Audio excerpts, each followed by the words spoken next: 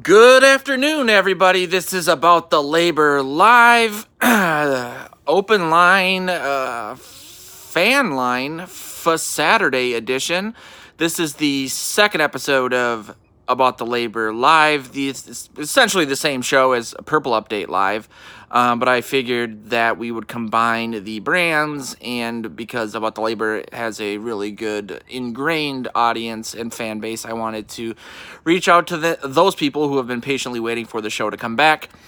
In that regard, we will be having a lot of new and interesting guests on the show, both from the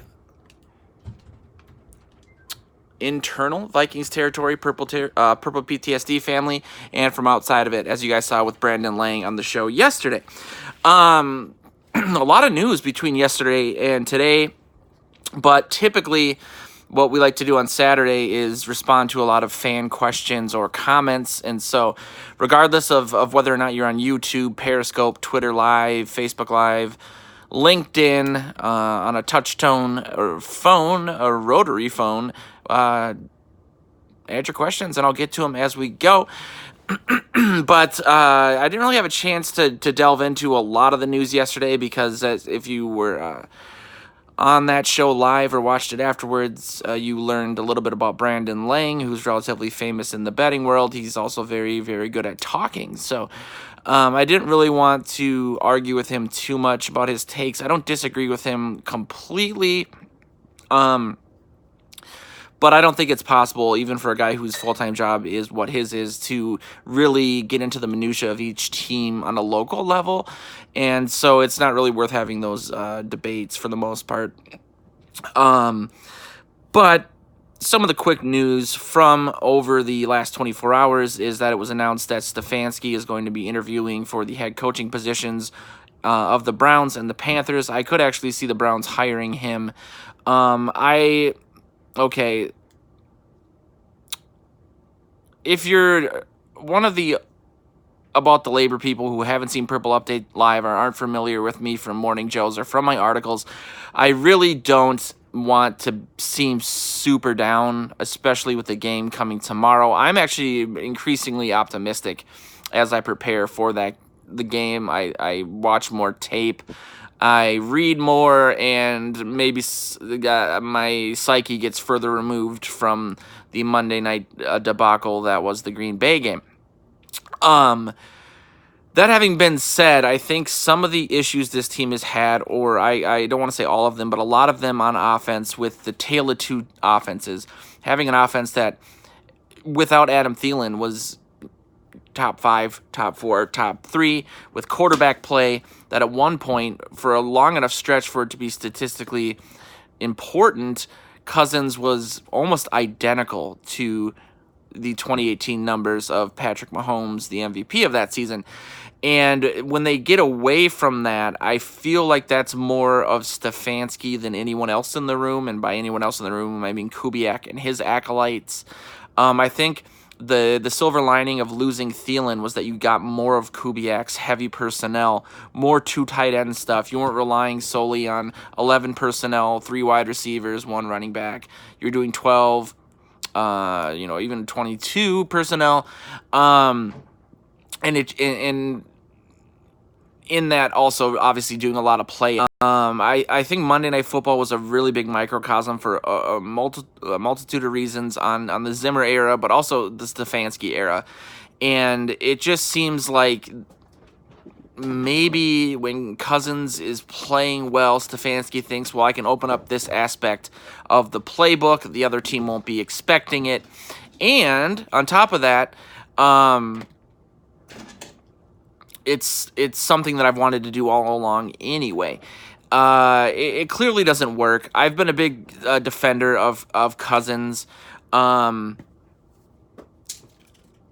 I think that, and I've said this all along, even before they brought him in, I think that he can be statistically elite with the offense that this Vikings team has, with the skill players that they have. That having been said, he's also really bad in certain situations. Every quarterback has strengths and weaknesses, but the peaks and the gutters, but the distance between what's good from Cousins' game and what is bad, or what I should say, the distance between what's great from him and what is objectively terrible is extremely strange and head scratching. But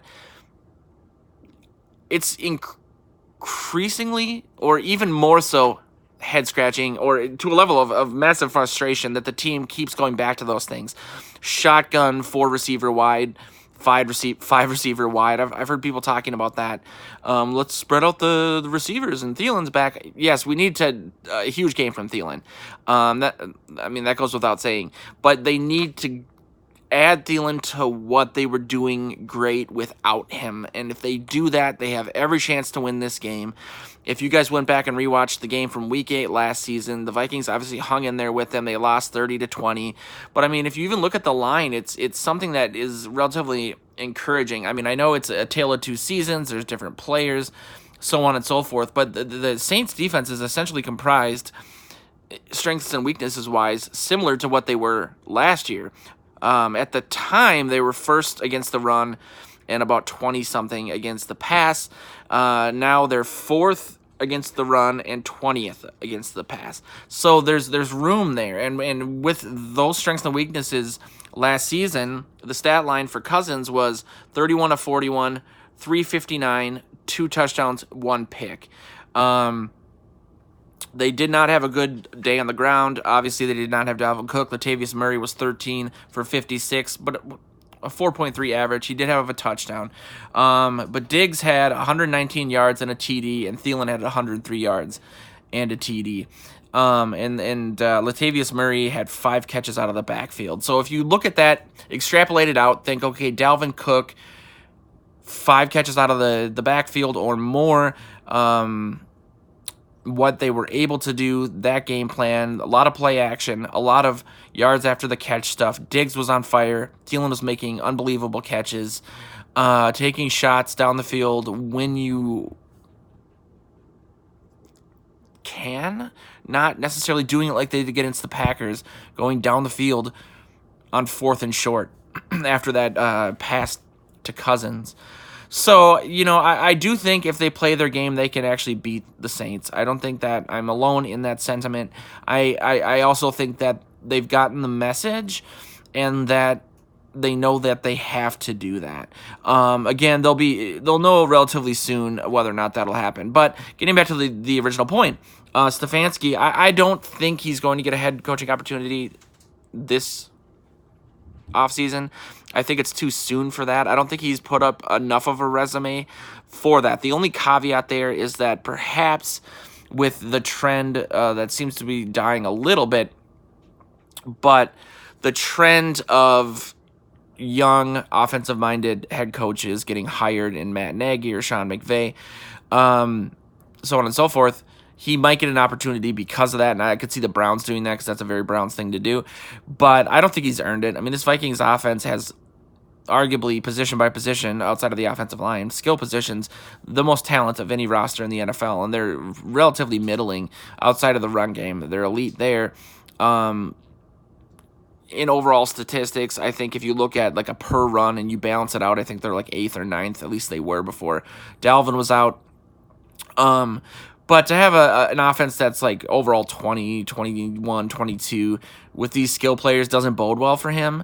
And I think that a lot of other teams will look at what Kubiak has done and kind of give or take away credit from some of the positives that Stefanski's had this season. That having been said, he's very longly tenured with the Vikings. He has a lot of experience in a lot of different position groups. That helps him. I don't want to be too negative, but if somehow he ended up leaving and Kubiak took over as offensive coordinator, that would be a dream come true for me. That's what I want. That's what my article was about last week, where I talked about the window of opportunity closing and the Vikings not even really understanding why. That having been said, I'm not trying to take credit for this whatsoever, but I do think that it's telling that the team came out and said that they have every intent to keep Zimmer and Spielman next season and beyond. I think that there was I mean, I was one of I will say I was the first person to put that out there. I did not specifically say that. I just said I think the discussion needs to be had. We needed to look at whether or not we're happy with being one and done, assuming that's what happens. And maybe saying, okay, do we think that with this exact same coaching group that there'll be anything different next season? I would argue no. I think that if you have a guy like Kubiak who controls actually the more than just what he's doing, he's a lot of game planning but not play calling. He's got a record of success there. I mean, he's obviously a Super Bowl winning head coach, but if you look at specifically when he was an offensive coordinator, he did tremendous things. I always point to the difference between the 2014 Ravens and the 2015 Ravens, and they essentially had the exact same personnel season to season, but they went from being really, really bad in the run game to being a top 10 unit. I think we're seeing some of that already with Rick Dennison and the zone blocking stuff. But again, that would excite me enough to not say, okay, we're just going to get more of the same next year. But that, I think, all depends on whether or not Stefanski gets hired. And again, I think the best opportunity there is with the Browns. If you guys do have any questions or comments, again, you can chime in at any point. Beyond that, I do. I'm looking at a lot of silver linings. I think that having Mike Hughes out, while that hurts the rotation and may seem like it'll force the team to rely on Rhodes more. I mean, if you rewatch the Week 8 game from last season, it was Trey Waynes who was mostly covering Michael Thomas for obvious reasons. Trey's the speedster. And it's not as if he was shadowing him, but he was on him a lot of the time. I think that it's a positive to lose Hughes for a couple of reasons. First of all, I've been saying for weeks that they should bring Sherrills back just for the punt return game. I don't think Hughes has done much in that regard. I mean, you go from a guy Sherrills, who is always like a top 3 guy, who is the best punt returner in Vikings history, who always seemed to turn nothing into something, to Hughes, who hasn't botched any returns or anything, but he never really did anything. A lot of fair catches, a lot of 1 or 2 yard returns. In a game that could be as tight as this game is looking to be on paper, assuming the Vikings again play their game, having a guy like Sherrills who can flip field position, who can even return punts for touchdowns, that could be really, really big. Outside of that, he plays really, really good coverage. He's just too small. And if for some reason Rhodes has another meltdown, a la the Seahawks game, you could put him out there and at least stop the bleeding and know that he won't get beat deep, but he will most likely get a lot of catches on him, but he'll make the tackle. I also think that Mackenzie Alexander being out is a positive because he also has played not great as of late, and I would love to see a big body like Curse in the nickel. That changes the dynamic of the defense. That allows him, like we saw on that the 3rd and 4th down when Harrison Smith got hurt and he had to come in. I mean, it was a blessing that he was big enough to cover the tight end on that final 4th down throw at the end of the edge of the end zone. I think having him out there again, he can cover Jared Cook. He can do a lot of things. He's sneaky. They can sneak him in as a hybrid linebacker or even as a third safety. I think that's pretty cool. But also, I think that we'll see some Chris Boyd, some Holton Hill to spate Xavier Rhodes also, and he's just still learning and getting better from his knee, and that usually takes a full year. But he had a pretty dubious ratio of bad plays to good plays. It was just that his good plays always tended to be big hits or near interceptions, the big splash plays. But he would have 3 or 4 pretty plays. So I think Chris Boyd played well. I've heard a lot of great things about him. I'm interested to see what he brings to the table. But it looks like the Vikings are already chomping at the bit for more cornerback help next season. It's apparently they signed a guy named Marcus Sales, who I thought when I saw the headline was somebody had a typo for Marcus Sherrills, who has played for the Winnipeg Blue Bombers for the last 2 seasons and is from I believe a MAC school. Oh wait, that's Western Georgia. Sorry, no, I was thinking it was Western Michigan. Um, that's totally Zimmer. So we'll see. I mean, I'm not as apoplectic about the cornerback situation as everyone else is. I really do like Curse, and I am not a really big fan of Mackenzie Alexander. But it's really going to come down to whether or not the Vikings offense can keep up, and that's why my prediction was a 41-38 loss. Just because I've seen this before, I've been here before. I think they will give us some semblance of hope, and then it'll be a heartbreaker. But then again, now that Cheryl's is there, it could flip the entire script. I am still working on what times work best for everybody for the live show.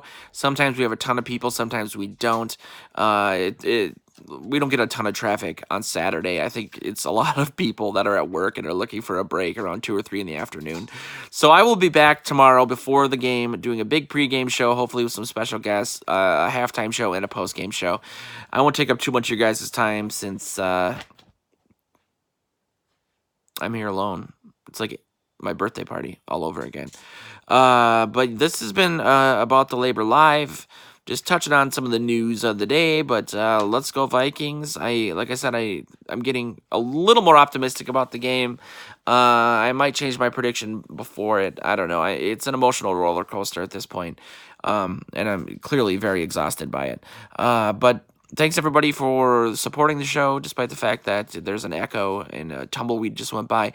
Hopefully we'll be able to rebuild the audience that we had before, and we'll be able to, all keep each other company during the off season. But this again About the Labor Live, episode 2.